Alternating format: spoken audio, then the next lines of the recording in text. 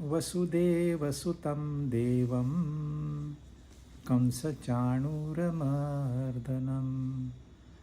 देवकी परमानंदं कृष्णं वंदे जगद्गुरुम्।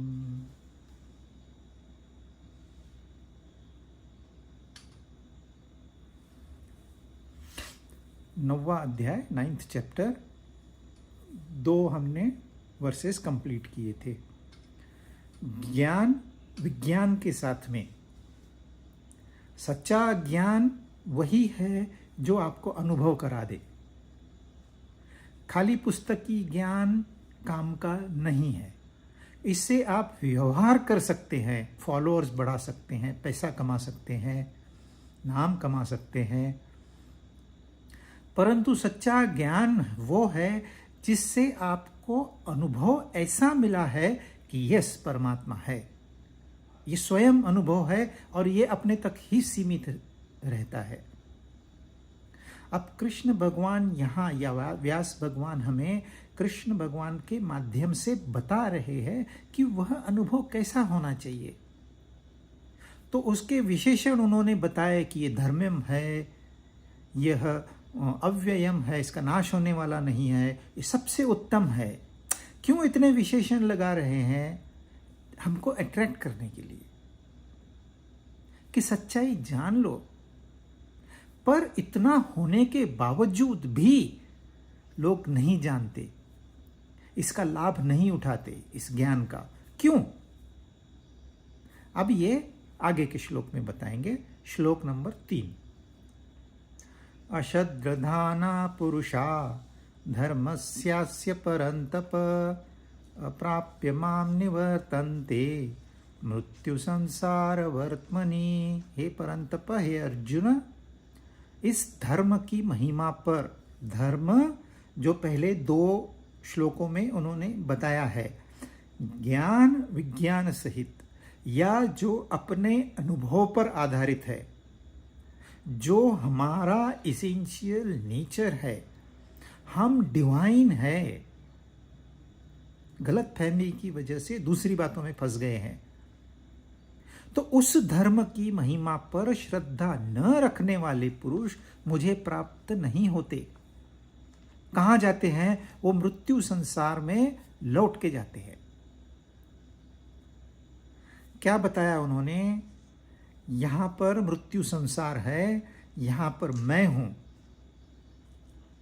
अब मेजॉरिटी लोग मृत्यु संसार में जाते हैं, माइनॉरिटी मेरे पास आते हैं। मेरे पास कौन आते हैं? जिनकी श्रद्धा है। किस पे? इस ज्ञान पे, परमात्मा पे, अपने आप पे। यदि अपने आप पे आपका विश्वास नहीं है तो बाहर से कितना भी ज्ञान इंजेक्ट कर दें, वह इंडाइजेशन में ही चला जाएगा। आप लोगों को बताओगे, बड़ी बड़ी बातें करोगे, ऐसे ऐसे टर्मिनोलॉजीज लोग यूज करते हैं, सामने वाले को लगता है अरे हमने तो कुछ जाना ही नहीं है जीवन में। कंफ्यूज कर देते हैं। यह उद्देश्य नहीं है गीता का।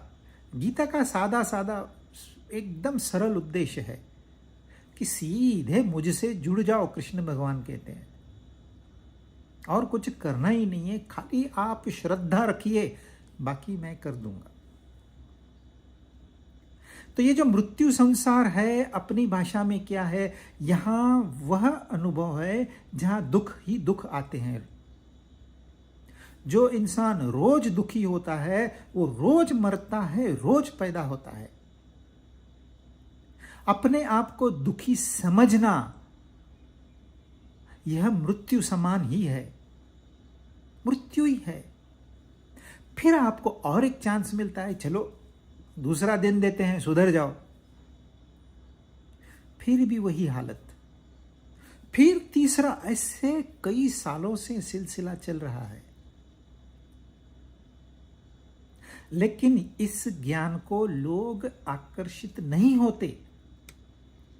इसकी एक बहुत बड़ी वजह यह है कि यह मृत्यु संसार हम देख सकते हैं, हम सुन सकते हैं, हम छू सकते हैं, हम इसका स्वाद ले सकते हैं, सूंघ सकते हैं, कितने रिश्ते नाते हैं, किसी से हम प्यार करते हैं, किसी से नफरत करते हैं, किसी के साथ जलन होती है हमें।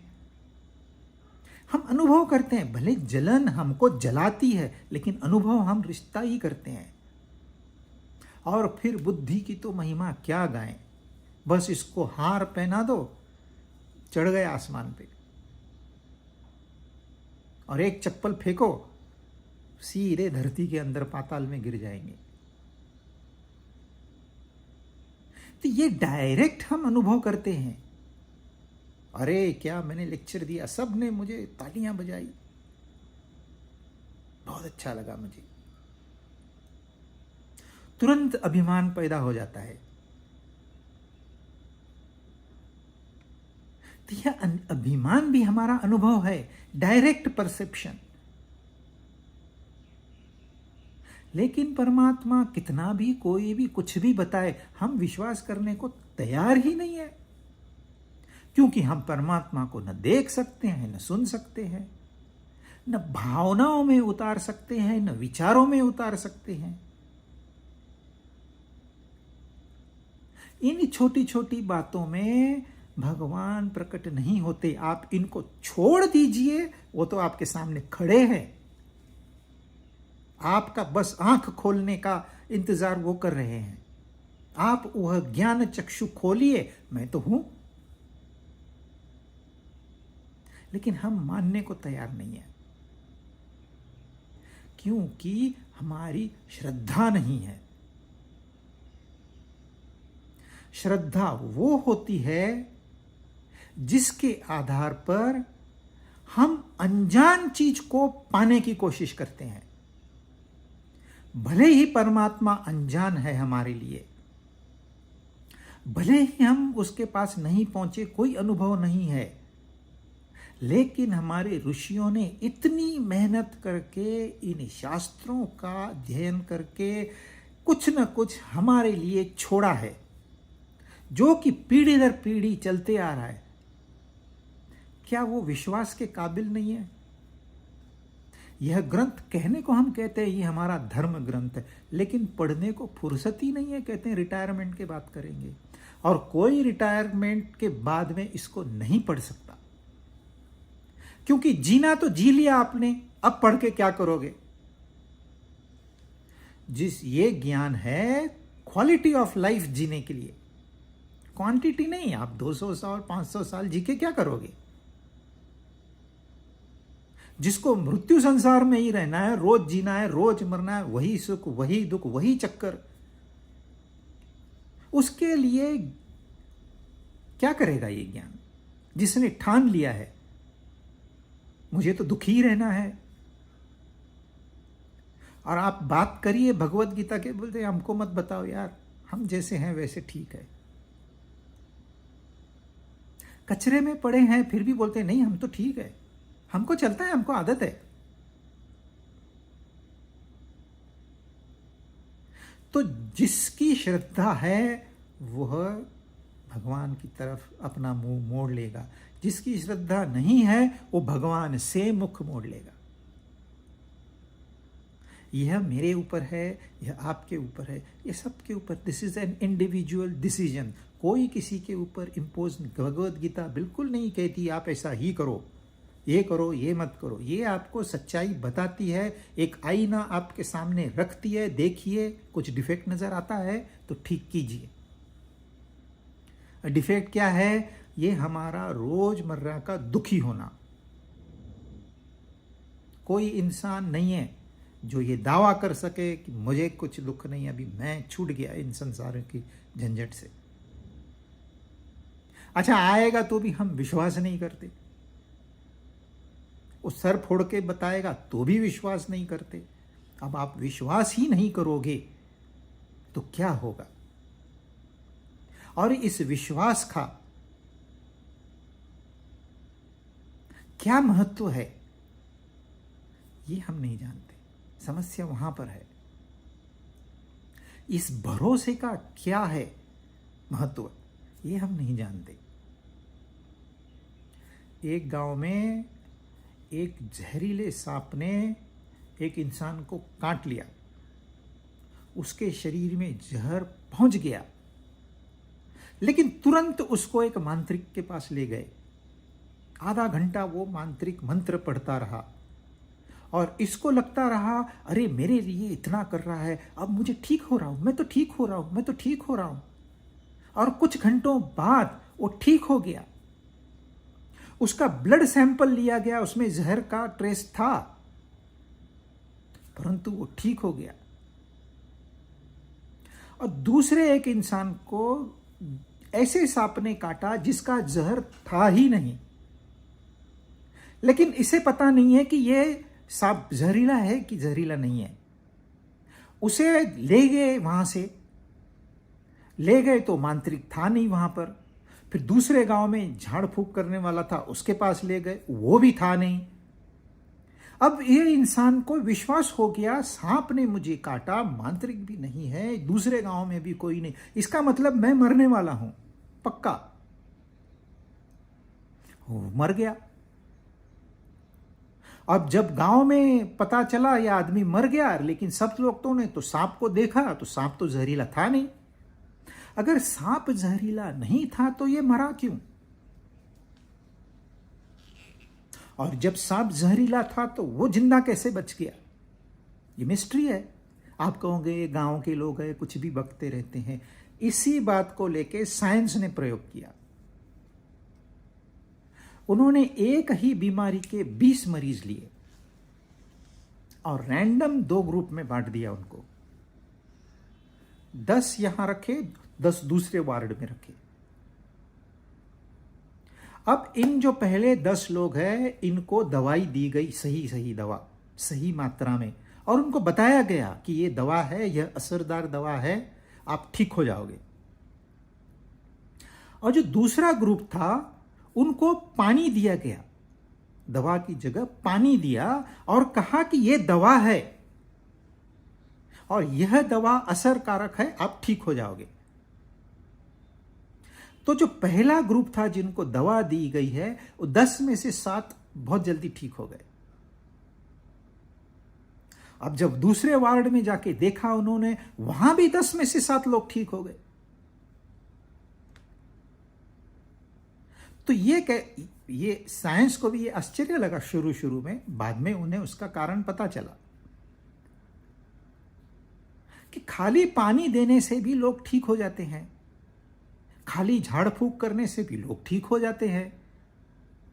ये मांत्रिक को पता है मेरे मंत्र कुछ काम के नहीं है, वो खाली अपना नाम और थोड़े पैसे के लिए ये सब झूठ मूठ के मंत्र बताता है। ये मांत्रिक को पता है, जब मांत्रिक को सांप काटेगा तो वो मंत्र नहीं जपेगा, वो सीधे डॉक्टर के पास दौड़ेगा शहर में। परंतु पेशेंट ठीक हो जाता है, एलोपैथी से ठीक हो जाता है, आयुर्वेद से ठीक हो जाता है, होम्योपैथी से ठीक हो जाता है। एक तो महाराज ऐसे बोलते हैं आप पानी पूरी खाओ आप ठीक हो जाओगे, टीवी पे बताते हैं, और लोग कहते हैं हाँ हम पानी पूरी खाने से ठीक हो गए। आश्चर्य की बात है। तो क्यों ठीक होते हैं? झूठ नहीं कह रहे, साइंस झूठ नहीं कह रहा है कि ये 10 लोग पानी से ठीक हो गए। सिर्फ विश्वास, भरोसा, डॉक्टर ने बताया है मैं ठीक हो जाऊंगा, मतलब मैं ठीक हो जाऊंगा। और जब यह भरोसा पैदा होता है मैं ठीक हो जाऊंगा, तो अपना शरीर अपने आप काउंटर केमिकल बना देता है और मरीज ठीक हो जाता है। उसको बस ये भरोसा दिलाया जाए कि तू ठीक हो जाएगा, और यह भरोसा दवा है, यह असरदार दवा है, यह काम करती है। इसको कहते हैं प्लेसिबो इफेक्ट। अब मुझे बताओ, इस भरोसे से यदि आपका शरीर जहर पे काउंटर जहर बना सकता है, तो श्रद्धा से परमात्मा क्यों नहीं प्राप्त हो सकता? ऐसे क्या है जो नहीं प्राप्त हो सकता? और हमारे एक नहीं, 2 नहीं, सैकड़ों हजारों सालों से ऋषियों ने यह बात कही है कि हाँ ये मुमकिन है। 2-4 कह देते हैं चलो हम मान लेते हैं, या किसी सिर्फ 500 साल के दौर में ये इसका सिलसिला चलता तो भी हम मान लेते हैं कि चलो ये ठीक है, उस समय हुआ अब नहीं होगा। पर पीढ़ी दर पीढ़ी और 100 साल, 200, 1000, 2000, 5000, पता नहीं कितने हजार सालों से हमारे ग्रंथ हमें सिखा रहे हैं। जब लिखने की पढ़ने की भी कला नहीं थी तो ये ग्रंथ थे, और यह एक ही बात बताते थे, आप श्रद्धा रखिए, आपको जो चाहिए मिल जाएगा। आपको आनंद चाहिए, आनंद की प्राप्ति होगी। आपको प्रेम चाहिए, प्रेम की प्राप्ति होगी। आपको शांति चाहिए, आपको शांति की प्राप्ति होती। पर आप विश्वास रखिए। और उस जमाने में तो लोग मानते थे। आप कहते हैं साइंस है, हम कैसे मान लें पुरानी बातों को। अरे जहां साइंस नहीं पहुंच सकती, पहुंच ही नहीं सकती, वहां ये लोग साइंस से भी आगे ये लोग पहुंचे हुए हैं। अब आप विश्वास करिए तो आपको सुख प्राप्ति हो जाएगी। आप विश्वास मत करिए तो यह तो दुखी संसार आपके लिए मौजूद ही है। 10-20 साल की उम्र कम हो जाएगी, इससे ज्यादा कोई पनिशमेंट नहीं है इस संसार में। रोज दुख भोगना है, बस इतना ही है। और लोगों को लगता है ठीक है, होंगे यार हम दुखी, क्या होता है बीपी बढ़ गया तो। बीपी, डायबिटीज, गाउट, कैंसर, ये सारी बीमारियां रूट कॉज अगर एनालिसिस किया जाए तो रूट वहीं जा पहुंचता है, आपकी सोच कैसी है। आप सोचते हो मैं पेशेंट हूं इसलिए आप पेशेंट बन जाते हो। आप सोचते हो मैं बूढ़ा हूं इसलिए बूढ़े बन जाते हो। आत्मा कभी बूढ़ी होती ही नहीं, एक दिन से भी बूढ़ी नहीं होती। वो कालातीत है। वो आत्मा की उम्र एक दिन हो गई, not possible. It is as fresh as it was millions of years एगो।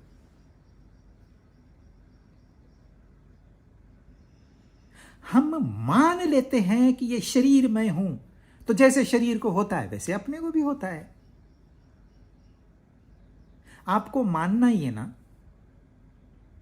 तो इस बात को मान लो ना, एक बार तो मान लो। कृष्ण भगवान कह रहे हैं मुझे प्राप्त करने के लिए, यानी कि इन दुखों से छुटकारा पाने के लिए आपकी श्रद्धा होनी चाहिए। कम से कम अपने आप तो विश्वास रखिए, मैं कर सकता हूं। बाकियों ने किया कि नहीं किया मुझे कुछ नहीं लेना, मैं कर सकता हूं, यह विश्वास तो रखिए। अपने आप पर विश्वास नहीं है, फिर आप दुनिया पे क्या विश्वास रखोगे, परमात्मा पे क्या विश्वास रखोगे। फिर अपना यही है, मौका मिलेगा फिर 84 लाख घूम के वापस आ जाओगे।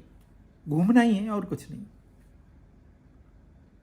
ऊब जाना चाहिए इंसान ने इस संसार से। देखिए हम आए हैं किस लिए।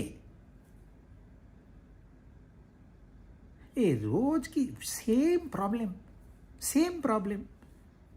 कभी ऑफिस का काम पूरा नहीं होता है, क्या कारण है। बॉस का फोन आया तो बीपी बढ़ जाता है।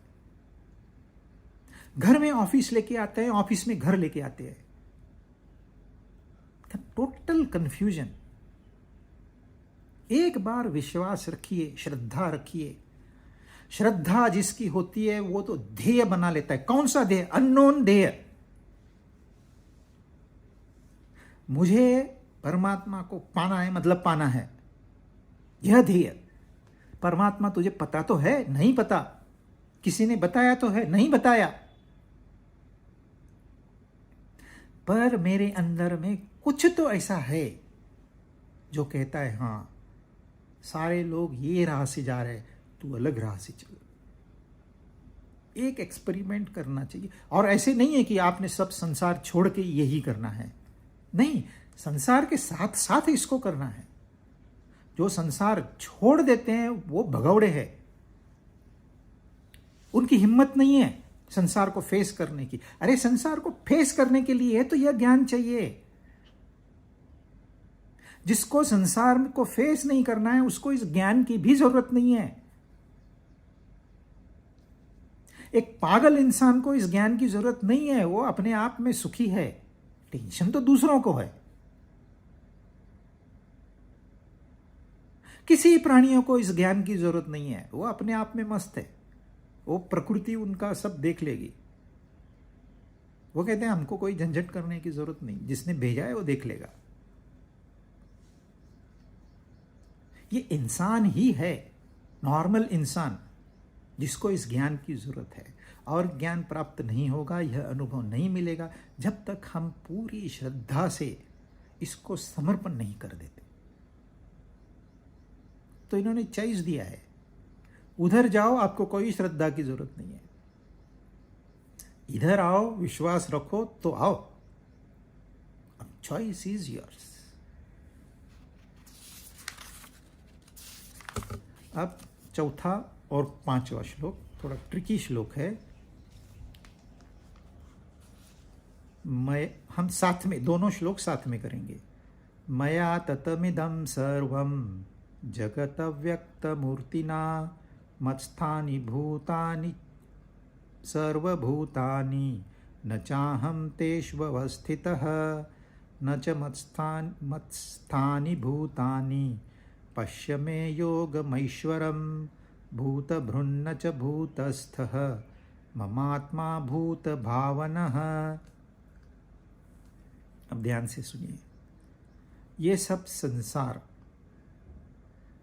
सारा संसार, आप कहते हो ब्लैक होल है 50 million light years away included,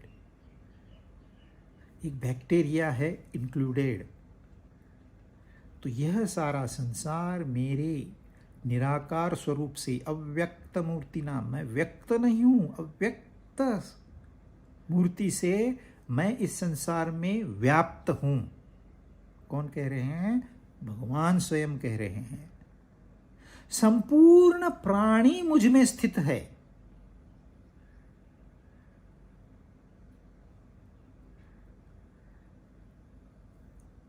पानी मछलियों को कह रहा है मैं व्याप्त हूं, यहां पर सारी मछलियां मुझ में हैं।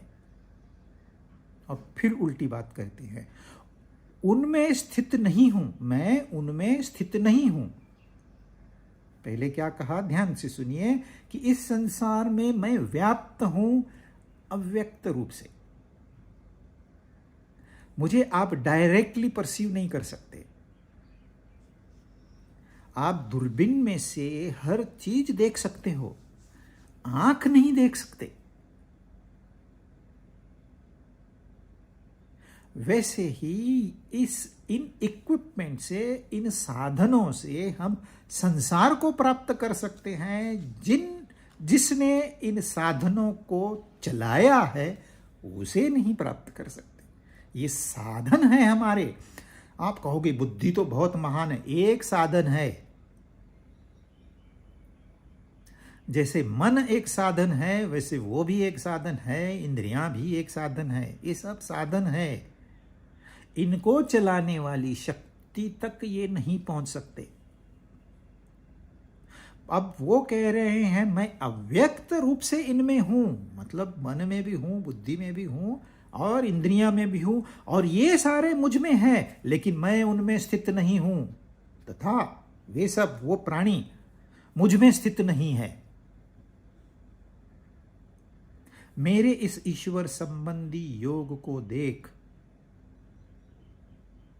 पश्य में योगमैश्वरम, संपूर्ण प्राणियों को उत्पन्न करने वाला, उनको धारण करने वाला, उनका भरण पोषण करने वाला मेरा स्वरूप उन प्राणियों में स्थित नहीं है।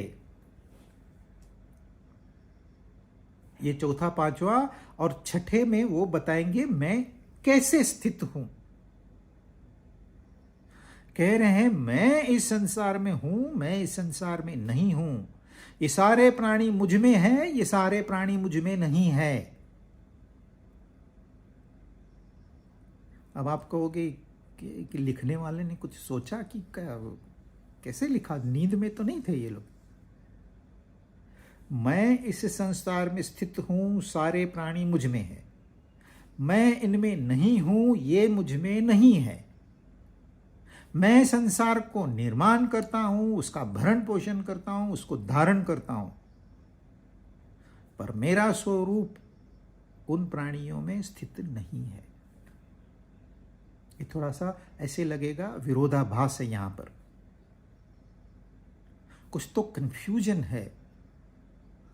कंफ्यूजन नहीं है, हमारा दृष्टिकोण जैसा होता है वैसी उन्होंने भाषा बनाई है, क्योंकि जिसको भाषा में नहीं बताया जा सकता उसको भाषा के माध्यम से बताने की वो कोशिश कर रहे हैं।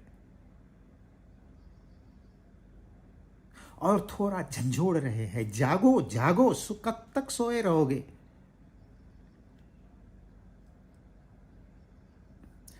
देखिए, रात के समय अमावस की रात होती है, आपको आसमान में पूरा अंधेरा दिखाई देगा। वो अंधेरा क्या है? अब तक कंफ्यूजन है वो अंधेरा क्या है। साइंस भी बोलती है अंधेरा क्या है, हमें नहीं मालूम। परंतु आप चांद को बीच में डाल दो तो वो रोशन हो गया। चांद को निकाल दो, सारा अंधेरा है। चाइना ने एक प्रोजेक्ट लिया था कृत्रिम चांद बनाने का। अब मुझे पता नहीं वो पूरा हुआ कि नहीं हुआ, लेकिन कृत्रिम चांद क्यों बनाना था उनको कि वहां आसमान में जहां आपको अंधेरा दिखाई देता है वहां रोशनी है। यदि आप एक कृत्रिम चांद वहां लगा देते हो तो उसका जो रिफ्लेक्शन आएगा वो सीधे आपका पूरा एक गांव, बड़ा गांव को रोशन कर देगा। तो आप जो ये बिजली यूज करते हो उसकी जरूरत नहीं है। तो बिजली बचाने के लिए उन्होंने यह प्रोजेक्ट लिया था। शायद कॉस्ट इफेक्टिव नहीं हुआ होगा। तो जो आपको वहां अंधेरा दिखाई देता है, आप कहते हो वहां रोशनी नहीं है इसलिए अंधेरा है, परंतु वहां रोशनी है, यह सिद्ध होता है चांद से। तो वह जो अंधेरा है वह उजाला है, और जो उजाला है वो अंधेरा नहीं है। ये साइंस है, ये स्पिरिचुअलिटी नहीं है।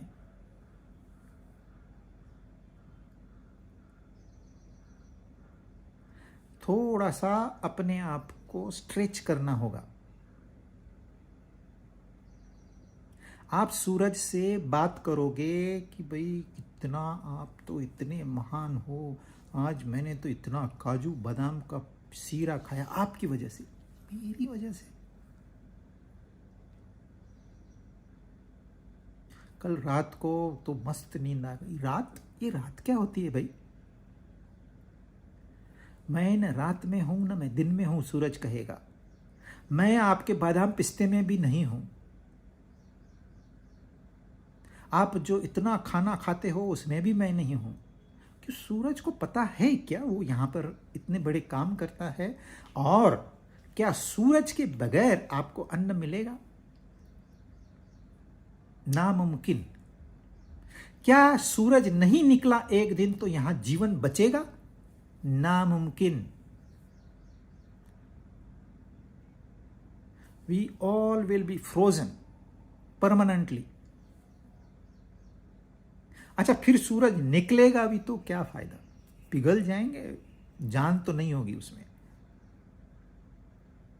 सूरज के बगैर आपको एक दाना नहीं मिल सकता इस धरती पे, और उस दाने में जो शक्ति है वो डायरेक्ट सूरज से आई है। डायरेक्ट या इनडायरेक्ट, दो प्रकार के खाने होते हैं। इसको एक को वनस्पति कहते हैं, एक को औषधि कहते हैं। एक को डायरेक्ट सनलाइट मिलती है, एक को इनडायरेक्ट सनलाइट मिलती है। जो धान है, गेहूं, चावल, इनको इनडायरेक्ट सनलाइट मिलती है। वो डायरेक्टली एक्सपोज नहीं होते सन को। लेकिन आम हो गया, सेफ हो गया, ये डायरेक्टली सन से लेते हैं शक्ति। जो इनडायरेक्ट मिलती है वो भी सूरज की है, वो घूम के मिलती है। किरणें चावल के दाने पर नहीं पड़ते, लेकिन पत्तों पे पड़ते हैं। वो पत्ते उसको फोटोसिंथेसिस के माध्यम से अंदर के अंदर उस दाने को बनाते हैं। बस सूरज निकाल दो, सारी खेती बर्बाद। एक खेती को सिर्फ आप कवर कर दो, वहां कुछ नहीं उगेगा। तो विदाउट सन यहां जीवन मुमकिन नहीं है। यदि सूरज ने इंसान का रूप लेके धरती पे पधारे और हमसे मिलके बात कर रहे हैं, मैं सूरज हूँ, मैंने इंसान का रूप धारण करके मैं आया हूँ और मैं देखता हूँ सारी मेरी ही शक्ति है यहाँ पर।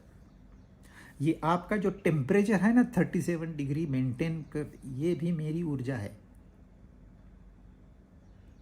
यह पानी पी सकते हो ना, मेरी वजह से पी सकते हो। तो पानी में मैं हूँ, हवा में मैं हूँ, आपके अनाज में मैं हूँ, आपके शरीर में मैं हूँ, आपकी इस रोशनी में, दियों में, दिया सलाई में मैं हूँ। लेकिन जब वो इंसान रूप नहीं लेके आते, आप जाइए सूरज के पास बात करने को, समझो आपके पास जाने की शक्ति हो गई, आप सूरज से बात करोगे, काय की धरती, काय का जीवन, क्या बात कर रहा है तू, मुझे ये सब नहीं लेना देना।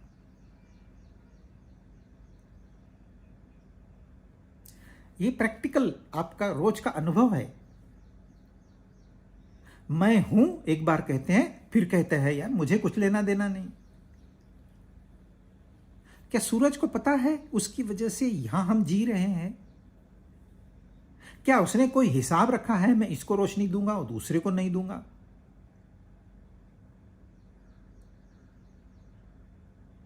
अरे चांद पे भी वही, और मंगल पे भी वही सूरज है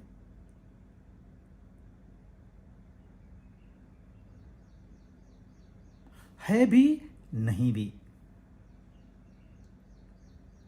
आपने कल रात को सपना देखा, बहुत सुंदर सपना था। आप चाहते ये सपना कभी टूटे ही नहीं, चलता ही रहे, चलता ही रहे, चलता ही रहे। और फिर यह सपना खत्म हो गया, आप उठ गए नींद से, ओह ये सपना था, वाह वाह क्या मजा आ गया, सपना बहुत अच्छा था। जब आप सपने में थे तो आपने ऐसे नहीं कहा ये सपना चल रहा है, आपने ये कहा ये तो मेरा साक्षात अनुभव है, मैं हूं यहां पर। ये देखो, ये मेरी लाइफ स्टोरी है, ये मैंने पढ़ाई की है, ये मेरा जॉब है, वगैरह वगैरह, जो भी आपका वहां अनुभव था आपने बयां किया कि मैं हूं। और जब सपना टूट गया तो आप क्या कहते हो, एक काय का सपना, छोड़ना, मैं वो सपने वाला नहीं हूं, मैं अलग हूं, मैं नहीं था सपने में, वो दूसरा कोई और था। कैरेक्टर्स बदल गए, वो कैरेक्टर अलग था, ये कैरेक्टर अलग है। मैं हूं, मैं नहीं हूं। अब हमारा दृष्टिकोण अगर संसार की तरफ से हम देखेंगे तो जर्रे जर्रे में वही परमात्मा है, हर व्यक्ति में, हर प्राणी में वही परमात्मा है। लेकिन आप परमात्मा की दृष्टिकोण से देखेंगे तो क्या परमात्मा जानता है कि जर्रे जर्रे में मैं हूं? नहीं जानता। क्यों? क्योंकि जर्रा जर्रा है ही नहीं। संसार से हम देखते हैं तो हमको संसार नजर आता है, परमात्मा की दृष्टि से देखेंगे तो संसार है ही नहीं। तो क्या है? तो सिर्फ परमात्मा है। मैं वही हूं, आप वही हो, यह ग्रंथ वही है, यहां जो बैक्टीरियाज घूम रहे हैं वही है। एक परमात्मा हो गया तो फिर कहां से आ गया मैं इसमें हूं? जब आप वो कहेगा मैं उसमें हूं, दो क्रिएट हो गए, संसार क्रिएट हो गया, सुख दुख क्रिएट हो गए। लेकिन परमात्मा के विश्व में तो सुख दुख है ही नहीं, वहां तो सिर्फ आनंद भरा पड़ा है। तो दो निर्माण हो ही नहीं सकते, क्योंकि एक ही है, एक ही सत्ता सदा से है और सदा तक रहेगी। यह विश्व पैदा होंगे, मरेंगे, आएंगे जाएंगे, प्राणी आएंगे जाएंगे, हम आएंगे जाएंगे, लेकिन है क्या हम? उसी का एक अंश होने के कारण हम अलग नहीं है, हम वही है।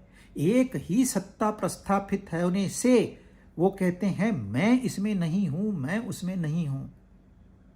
न मैं उनमें हूं न वो मुझ में है, क्योंकि एक ही तो है। जब मैं उनमें हूं तो वो मेरे से अलग हो गए।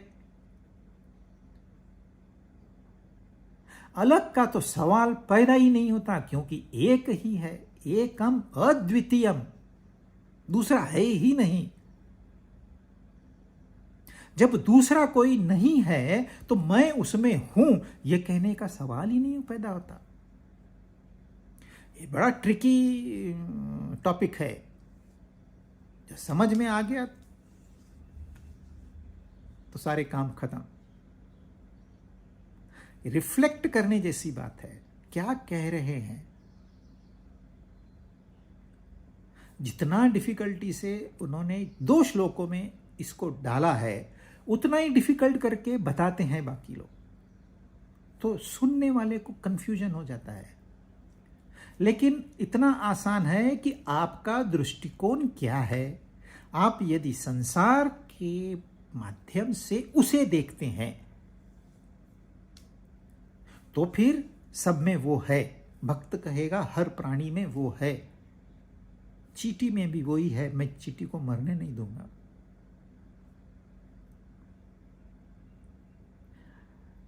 और ज्ञानी कहेगा अरे वो तो जर्रे जर्रे में, एवरी एटम,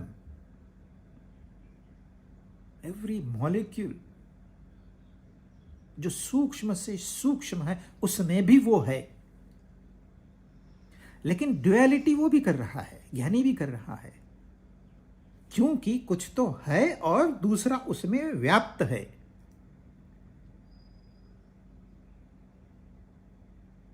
तो ये दोनों जो बात कर रहे हैं, भक्त हो या ज्ञानी हो, वो संसार की दृष्टि से परमात्मा को देख रहे हैं,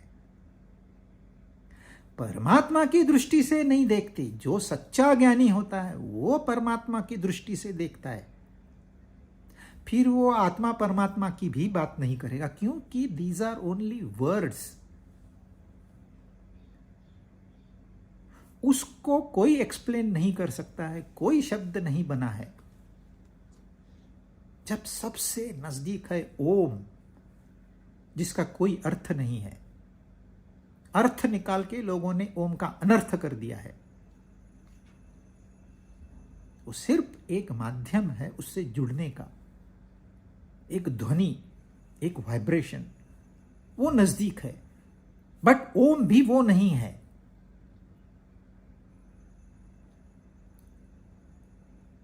तो जब एक है तो बाकी कुछ नहीं होने की वजह से वो एक न किसमें व्याप्त है न कोई उसमें व्याप्त है। जो भी कुछ है परमात्मा ही है, यह संसार परमात्मा ही है। इसलिए इस संसार से जो लोग नफरत करते हैं वो इनडायरेक्टली परमात्मा से नफरत करते हैं। इतना सुंदर संसार बनाया और आप कहते हो ये तो जहर का दरिया है। अरे आपको जीने नहीं आता, आपकी श्रद्धा नहीं है और आप दोष परमात्मा को दे रहे हो। हर इंसान अपने दुख का दोष किसी न किसी के ऊपर थोपता है। पड़ोसी पे थोपेगा, पार्टनर पे थोपेगा, बच्चों पे थोपेगा, बॉस पे थोपेगा, ट्रैफिक पे थोपेगा, सरकार पे। कोई नहीं मिला तो परमात्मा पे। तेरी वजह से इतना दुख में से मुझे गुजरना पड़ता है, तू दुष्ट है। चलो मान तो रहा है, वो है ये तो मान रहा है।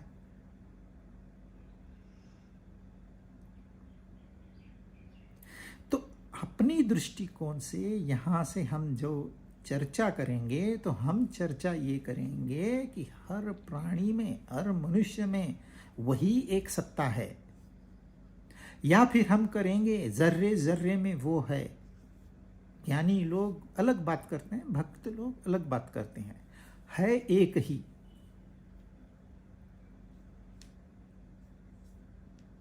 परंतु जिसने जान लिया अरे ये तो उसकी ही उपज है,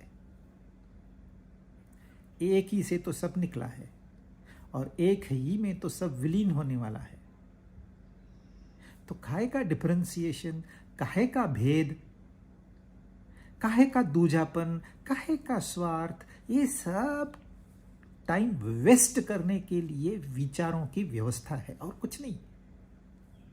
हम यहां टाइम वेस्ट करने नहीं आए। आप टाइम पास करिए, वो बात अलग है।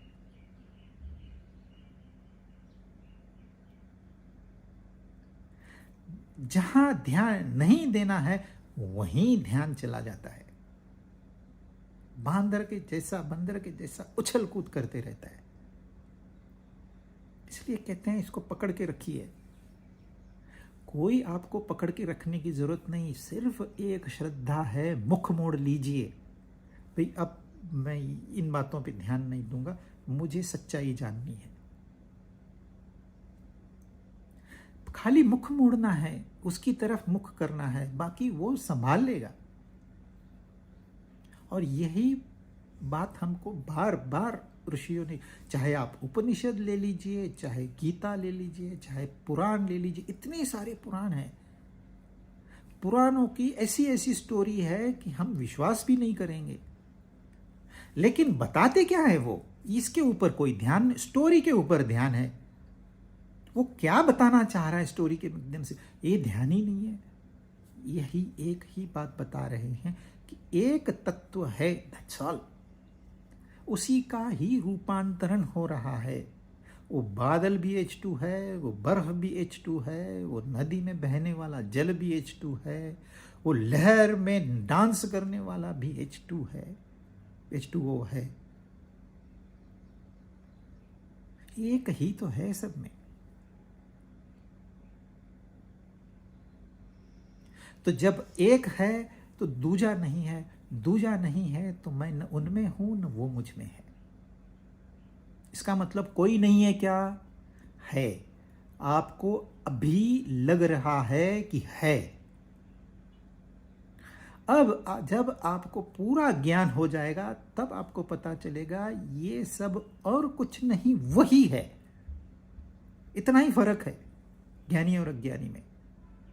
अज्ञानी को अलग अलग नजर आता है, इसलिए वो ज्ञान प्राप्त करके भी वो कहता अरे वही व्याप्त है, वही मुझ में है, वही तुझ में है।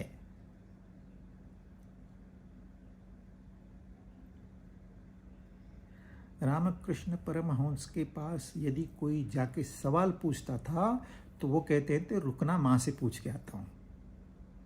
और जाएंगे अंदर, काली माता को प्रणाम करेंगे, आएंगे, बोल माता ने हाँ कह दिया, मां ने हाँ कह दिया। अरे कब तूने बात की, क्या किससे बात की? कुछ नहीं। उनकी इतनी श्रद्धा थी कि उनके सामने जाते ही हर समस्या का समाधान उनको मिल जाता था। फिर वो बगीचे में जाके हार बना के पहनाते थे माता को। फिर उन्हें पता चला आगे चल के कि अरे परमात्मा तो मेरे अंदर भी है, वही परमात्मा जो इस मूर्ति में है वही मुझ में है। तो उन्होंने हार अपने आप को पहनाया। लोग कहने लगे कुछ तो गड़बड़ है, मूर्ति को हार पहनाना सब लोग मान्यता देते हैं, अपने आप को हार पहनाना कोई मान्यता नहीं। पर सच्चाई तो यह है कि परमात्मा मेरे अंदर है। और फिर उन्होंने हार बनाना ही छोड़ दिया, क्योंकि वह फूल में भी तो वही है। तो यह फूल तो उसके ऊपर पहले ही चढ़ा है, मैं कौन होता हूं चढ़ाने वाला? तो यह फूल और कुछ नहीं, उसी का तो रूप है। जिसने मुझे बनाया है या मेरा जिसकी वजह से अस्तित्व है, उसी की वजह से इस फूल का अस्तित्व है। तो भेद रहा ही कहां? एकत्वम अनुपश्यति। जब एक का दर्शन हो गया तो फिर भेद रहा ही कहां? भेद समाप्त।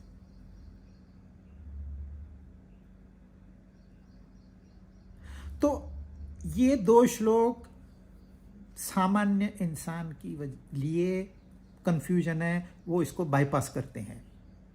लेकिन आपने इस एक दृष्टिकोण है और दूसरा दृष्टिकोण है, इतनी बात ध्यान में रखिए, फिर इसको पढ़िए, आपको क्लैरिटी मिल जाएगी। लगता बहुत कठिन है, ऐसे लगता है दुनिया में सबसे कठिन यही 2 श्लोक है, क्योंकि विश्वास है, पढ़ने वाले का विश्वास है, वो ये नहीं कह सकता है कि नहीं ये तो नशे में लिखा हुआ है।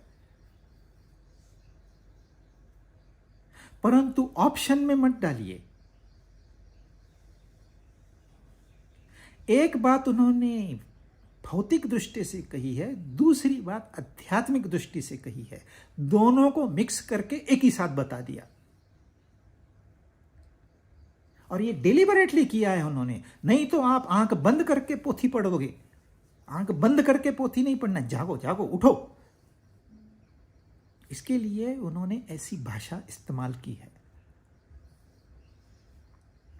तो अंधश्रद्धा से नहीं पढ़ना है, श्रद्धा के साथ आंखें खोलकर डिलिबरेटली। आपको कोई बता दे अरे ऐसी ऐसी जगह है, बहुत सुंदर है, तू नहीं गया है, आपने नहीं देखी है वो जगह, आपने न जानकर, लेकिन किसी ने कहा तो आपका मन कहेगा नहीं हम जाएंगे वहां पर। आप उसके ऊपर विश्वास कर लेते हो। कोई आपको कहेगा तू गधा है, आप झगड़ा करते हो क्योंकि आप उसके ऊपर विश्वास करते हो कि हाँ सचमुच मैं गधा हूं, और आप सिद्ध भी कर देते हो कि मैं हूं। इन छोटी छोटी बातों पे आप विश्वास कर सकते हो, और परमात्मा स्वयं कह रहे हैं विश्वास नहीं कर सकते। और विश्वास अंधविश्वास नहीं, यह विश्वास ऐसा है मैं जानता नहीं हूं लेकिन मानता जरूर हूं, और मैं इसको हासिल करके रहूं। इसलिए उन्होंने पहले श्रद्धा करो, फिर मैं हूं और मैं नहीं हूं, दो बातें बताइए जो एक दूसरे से विरुद्ध है पर दोनों सही है। अब वो बताते हैं कैसे मैं हूं। 6th, उसी बात को वो थोड़ा आसान करके बताने, उनको पता है वो समझना थोड़ा कठिन है। आकाश स्थितो नित्यम वायु सर्वत्र गो महान तथा सर्वाणि भूतानि मत्स्थानीत्युपधारय। जैसे सब जगह विचरने वाली महान वायु नित्य ही आकाश में स्थित रहती है, हवा आकाश में स्थित रहती है, ऐसे ही संपूर्ण प्राणी मुझ में ही स्थित रहते हैं, ऐसा तुम मान लो। भगवान हमको बता रहे हैं दृष्टांत देकर। बहुत बार दृष्टांत नहीं देते वो, दृष्टांत हम लोग अब समझने के लिए इस्तेमाल करते हैं, उदाहरण देते हैं। जैसे सपने का हमने उदाहरण लिया, जैसे दिन और रात का उदाहरण लिया। अब वो स्वयं उदाहरण दे रहे हैं, क्योंकि पहले 2 श्लोक बहुत लोगों के समझ में नहीं आए, इसलिए उदाहरण से, दृष्टांत से वो एक्सप्लेन कर रहे। तो यह श्लोक जो पहले बताया गया है उसी को एक्सप्लेन कर रहा है कि जो वायु है वह जैसे आकाश में स्थित है। वायु कहाँ स्थित है? आकाश में स्थित है। वायु बहते रहती है, कभी स्थिर नहीं होती। यदि वायु स्थिर हो जाए तो हम उसी जगह गिर जाएंगे। आप चाहे कमरा बंद कर लीजिए, फिर भी उस कमरे में वायु घूमते रहती है। वो यहाँ से CO2 लेके जाती है, वहाँ से ऑक्सीजन लेके आती है। आपको लगेगा हवा तो यहाँ बह नहीं रही है, लेकिन बह रही है। लेकिन कहाँ? आकाश में। वो आकाश छोड़ के कहीं नहीं जा सकती। सबसे सूक्ष्म क्रिएशन में आकाश है, क्योंकि जब परमात्मा अकेले थे तो उनको आकाश की जरूरत नहीं थी, परंतु कुछ निर्मित करनी है तो सबसे पहले आपको आकाश चाहिए, क्योंकि आप करोगे कहां?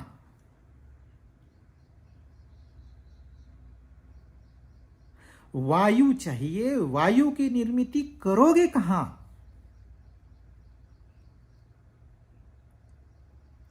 तो कोई भी स्थिति के लिए आकाश की कल्पना की जाती है कि हाँ वो है मतलब कहीं तो है, और कहीं तो है के मतलब आकाश में है। तो परमात्मा से सबसे पहला जो बना वो आकाश बना, क्योंकि कुछ भी निर्मिति करनी है तो उसके लिए आकाश का होना आवश्यक है। जब आप गहरी नींद में होते हो तो आपके लिए आकाश भी नहीं होता है। यदि आपको कोई उठा के दूसरी जगह ले जाए तो आपको पता भी नहीं चलता है, अरे मैं कहां आ गया। ऐसे नहीं होता है कि आकाश बनाओ, जैसे हमको समझ में आता है ना बनाना, वैसे नहीं बनाते परमात्मा। ये सब एक ही साथ में निर्माण होता है, परंतु जब सबसे सूक्ष्म आकाश होने से सबसे पहली निर्मिति उसकी हुई। और आकाश का गुणधर्म है शब्द, और शब्द के लिए सिर्फ एक ही इंद्रिय से हम जान सकते हैं, वो है कान। आंख से आप शब्द नहीं जान सकते, इस टंग से आप शब्द नहीं जान सकते, सिर्फ कान से जान सकते हो, इसलिए वो सबसे सूक्ष्म है। जो दो इंद्रियों से जाना जाएगा वो उससे स्थूल हो गया, जो 3 इंद्रियों से जाना जाएगा वो उससे भी स्थूल हो गया, जो 4 इंद्रियों से जाना जाएगा वह उससे भी स्थूल हो गया, जो 5 इंद्रियों से जाना जाएगा वह उससे भी स्थूल हो गया। धरती को हम 5 इंद्रियों से जान सकते हैं, और हमारे पास 5 ही इंद्रियां हैं, छठी इंद्रियां नहीं है। छठा मन है, जिसको कोई लोग इंद्रिय मानते हैं।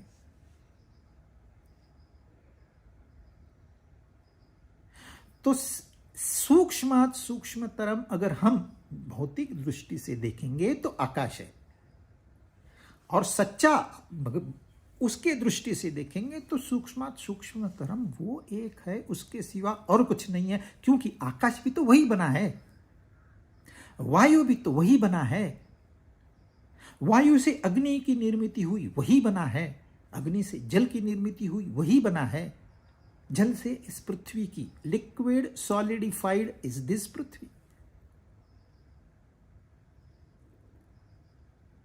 आप मेटल स्टील को आप गर्म करो वो पिघल जाएगा, लिक्विड हो जाएगा। और जब यहां का टेम्परेचर 3000 डिग्री सेंटीग्रेड हो जाएगा या मिट्टी भी पिघल जाएगी। यदि यह धरती सूरज के नजदीक जाती है तो यहां सब पिघल जाएगा, लिक्विड हो जाएगा, लिक्विड से गैसियस हो जाएगा, गैसियस से गायब हो जाएगा। तो ये तो साइकिल है निर्मिति की, इसमें कोई हाईटेक नहीं है। तो स्थिति के लिए आकाश की जरूरत है, अग्नि के लिए वायु की जरूरत है, जल के लिए अग्नि की जरूरत है। H2+O से फायर निर्माण होती है। तो ये एक दूसरे में समाये हुए हैं, एक दूसरे में रहते हैं, इसलिए इनको कोश कहा गया है। अन्नमय कोश, प्राणमय कोश, मनोमय कोश, विज्ञानमय कोश, आनंदमय कोश, और इन कोशों में मैं हूं। ये एक दूसरे के अंदर है, एक दूसरे में समाये हुए हैं, और इसी से तो हम बने हुए हैं।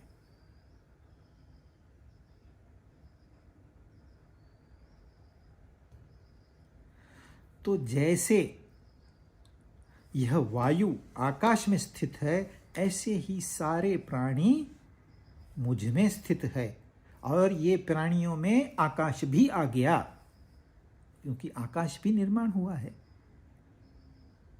आकाश ज्ञानमय है, आपको ज्ञान है उसका। जब यह ज्ञान नहीं रहेगा तो आकाश आपके लिए नहीं है।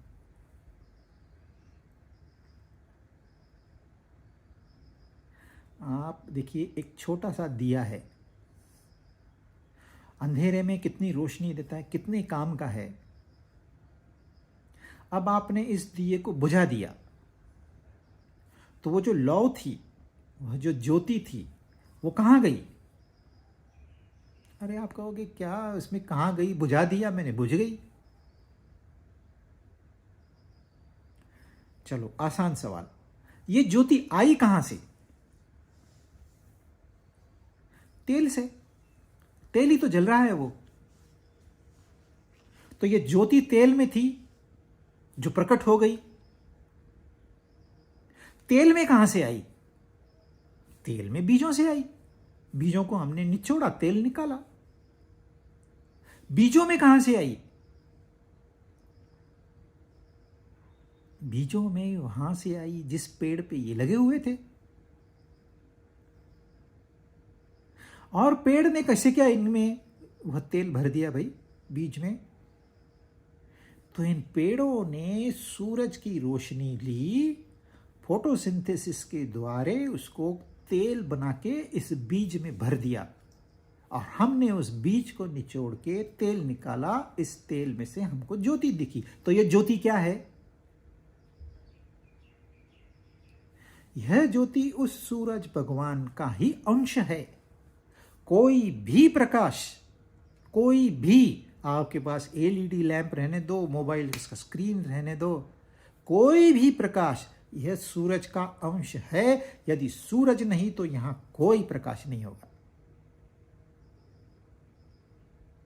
तो यह जो दिया है यह किसका अंश है? यह सूरज का अंश है। अगर सूरज का अंश है, बुझ गया तो कहां गया? वापस सूरज में समा गया। ये साइक्लिक है, क्योंकि जिस दरवाजे से वो आया था उसी दरवाजे से वो लौट गया।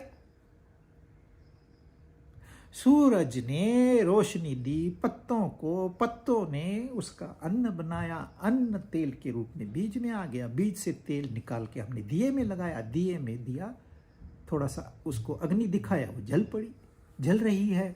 आप तेल डालते जाओ, वो जलती रहेगी। पर वह ज्योति सूरज के सिवा कुछ नहीं है।